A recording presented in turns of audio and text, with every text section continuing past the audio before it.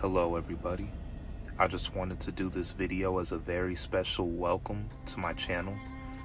This channel is going to focus on things that I have a passionate interest in, mainly history, particularly Egyptian history. I've done a lot of research on Egyptian history, and I have a lot of theories when it comes to African history. Some of my theories may be far from the actual truth, and some of my theories might be surprisingly accurate. But the purpose of this channel is for all of us to grow and learn together. In the process of me sharing what I know, I hope to learn new things as well. And my dream is to push the culture into the mainstream. And what I mean by that is this. I recently seen the Marvel movie Thor: Love and Thunder.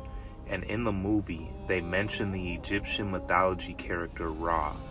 There are mythological characters from many cultures in the movie, and even though the characters talk about seeing Ra, the movie actually never shows Ra, which was unfortunate because Ra is my favorite character from Egyptian mythology.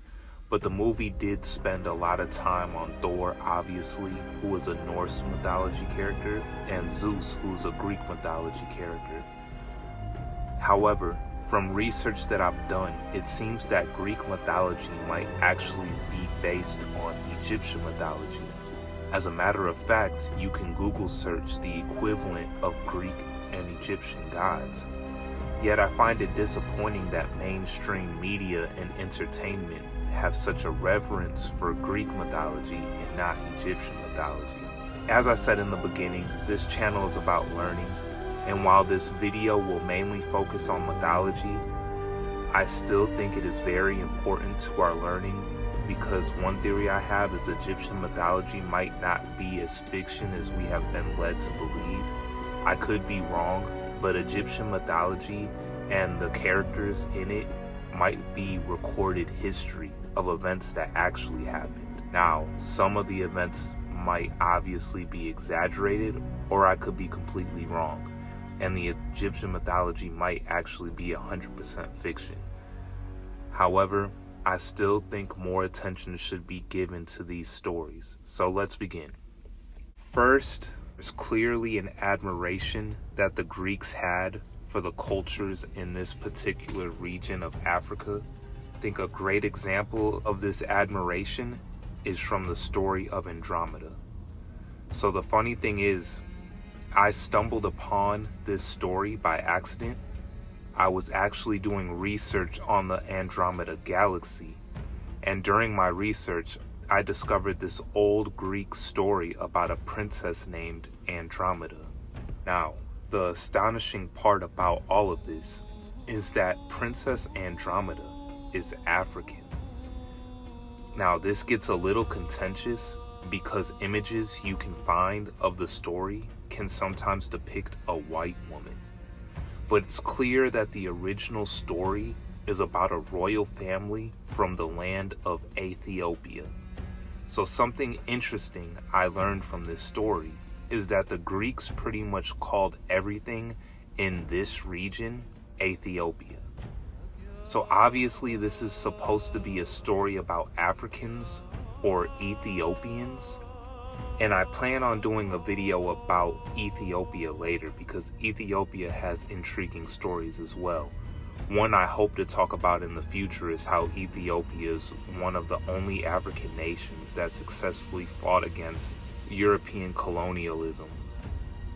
Ethiopia actually fought battles against Italy and was able to evade being colonized. But back to the story of Andromeda.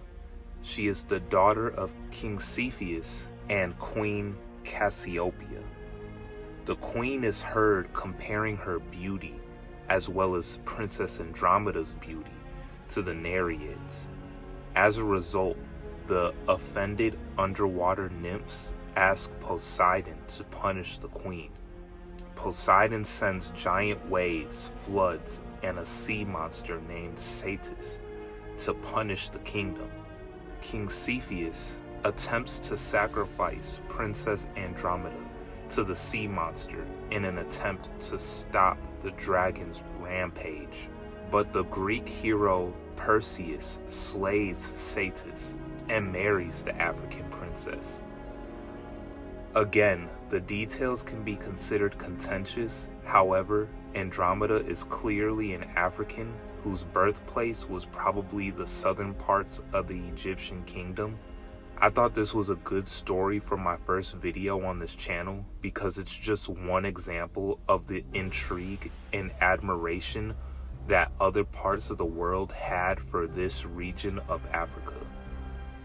The accomplishments of historical African figures are so inspirational to me, and I personally found it noteworthy that an African princess is a character in a popular Greek story. And this African princess would also be used to name our neighboring galaxy that will one day merge with our own galaxy in the future. Again, I look forward to making more content about African history soon. I have one more video coming out, this time about West Africa, before I dive into more Egyptian mythology videos. So please stay tuned as we continue to grow and explore stories and histories of Africa. Thank you so much. Please like and subscribe. And I would greatly appreciate if you would look into some of the merchandise that I'm trying to promote. This merchandise, for now, will mainly be apparel, which is influenced by Egyptian culture.